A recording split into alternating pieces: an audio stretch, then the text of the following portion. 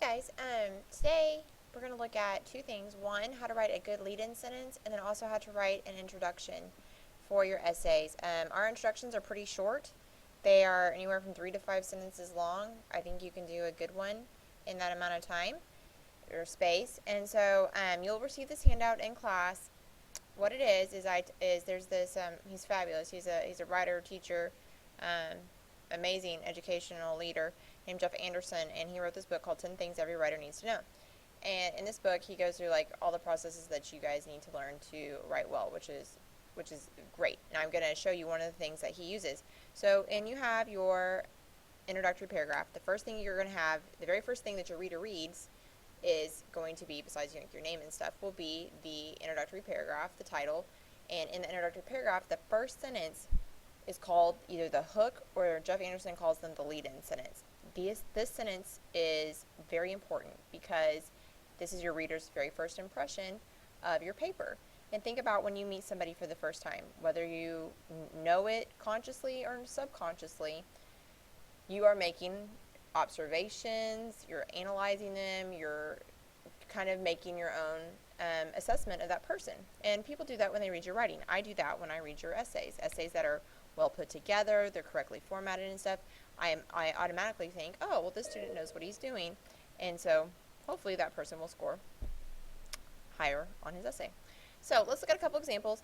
I'm not going to read all of these to you because you will receive this handout in class, and it's also on Canvas.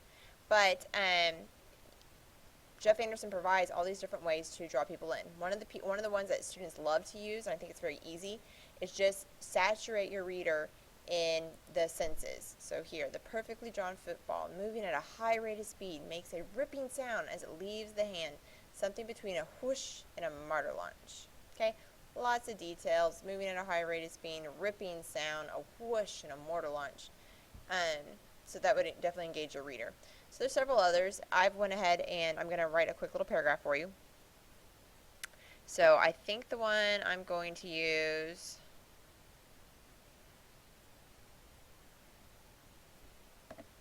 is either flooding you with details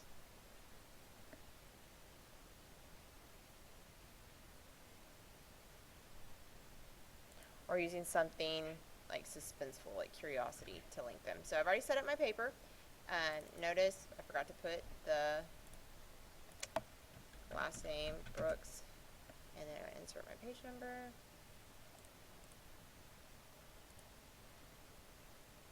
Never remember where it's at. There it is.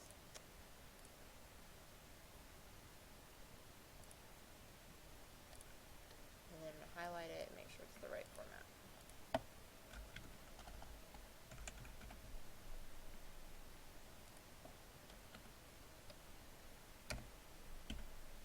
Okay, so my lead-in sentence is going to have to be indented first. And then I'm going to think of, for like Jeff Anderson's thing, hint at something to come. Use suspense to hook the reader. I'm going to be writing about government and how they suppress the individual. So, let's do this. Walls of Gray. Let's do this. Walls of Gray.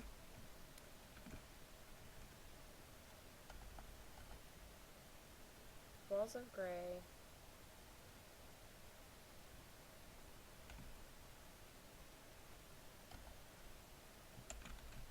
Minds of emptiness.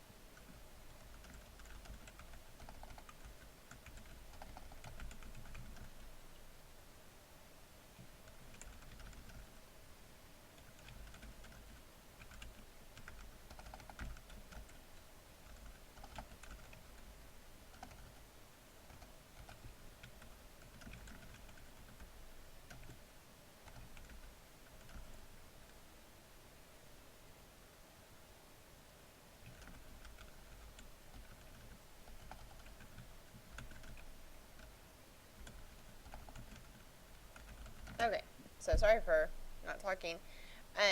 But you can see how I'm processing. Now, for these hooks, you have to be very careful. You can do, I know these are fragments, but they are, Jeff Anderson uses them too. When he does, I ended up changing my mind on you guys. Right here, call them accidents, call them mistakes, okay? So as long as I have my structure is the same, so it's subject of, and then gray, subject of, whatever, and then I go into a full sentence, that will work as a good lead-in. So, walls of gray, minds of emptiness, a collective society, yet one individual attempts to break the societal constraints and rebel against an oppressive government. So, they still, like, my reader doesn't know what's going to happen, but they know that, you know, is something interesting. The next sentence is going to be what's called your informative sentence or an informative statement, and this is where you're going to say something either about the Society of Anthem or about Ayn Rand. So I would do in Ayn Rand's Anthem,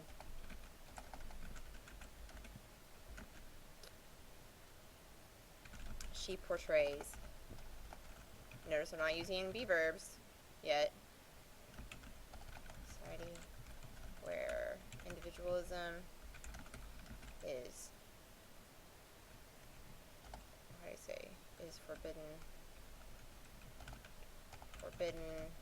and compliance is required. Okay, so I've got my informative statement. I know who the author is, I know what the book is, and then I say something about it. Granted, and again, whatever your informative statement is, it's still kind of, the whole paragraph needs to fit together. And you can even tell from my title, we're talking about a suppressive government and the individual. Here I talk about the collective society and the individual. And now I'm talking about the individualism and compliance. So I'm using a lot of the same words and synonyms to go ahead and connect it to my essay. Now, when I created my thesis statement like this right here, then I'm talking about the manipulation of language. Sorry about that. And how she manipulates it. Here, I'm going to, this is my writing prompt in chapter 1 of the novella, Anthem, how does the manipulation of language enforce the collectivist doctrine in the Society of Anthem? And I went through the whole process that we saw in the other video, and this is my thesis statement.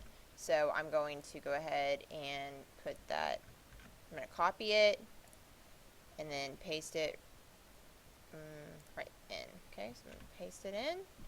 I'm going to format it so it looks like the rest. And then I am done. Okay, so that's how you put together a good introduction.